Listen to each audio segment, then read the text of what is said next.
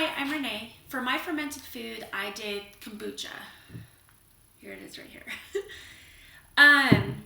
So the microbes that are involved in making kombucha. Well, first, kombucha is a fermented sweet tea. I basically just took 4 cups of black tea, added 1 cup of sugar, dissolved into it, let that cool down, and then I mixed it with a bottle of already brewed kombucha.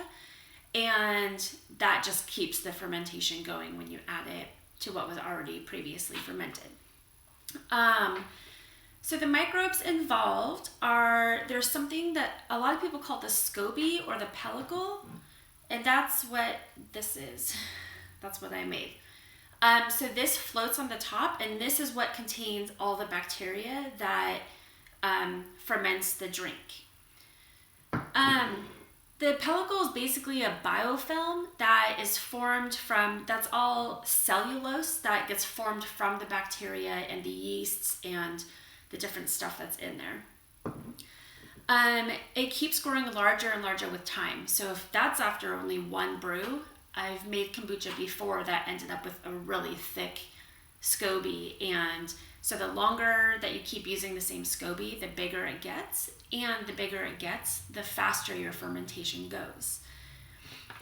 This one went a little slower because my house was kind of cooler. It's winter time right now, and I was starting fresh. So this one took about 2 weeks before it finally tasted the way I wanted it to taste. The bacteria that's present in the kombucha is different from batch to batch and depends on the environment that it's growing in. There are 2 bacteria that are always found in every kombucha.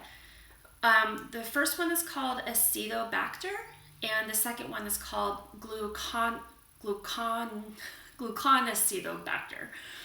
And the ratio of those will also just be different from batch to batch. It just depends on how it's brewed, and I don't know that much about brewing kombucha, so I don't know how to change that if you would want to. But there's also a fungus that's in almost every batch of kombucha called Zygosaccharomyces. I have no idea how to pronounce that. And so that's also found in the pellicle. The purpose of adding the ingredients to the kombucha. So the tea and the sugar are what provide the food for the bacteria and the yeast that are found in there.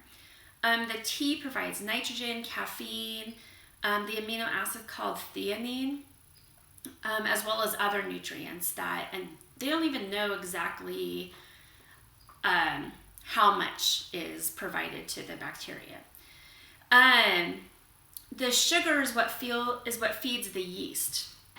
And what happens is, so the yeast feeds on the sugar that's present in the tea, and then the yeast turns that, ferments it into alcohol, and the bacteria also eat that alcohol, and it turns the whole thing into kind of a fizzy, it's almost like a soda. It's like the original soda.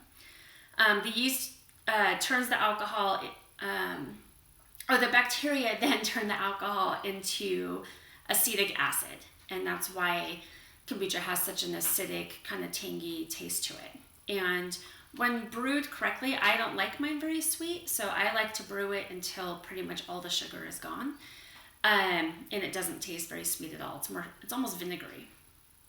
The metabolic processes that the microbes undergo are, again, the yeast and the pellicle eat the sugar, turn it into alcohol, which is then eaten by the bacteria and turned into acetic acid. The longer the kombucha ferments, the more sugar gets eaten up and the less sugar you have in your byproduct.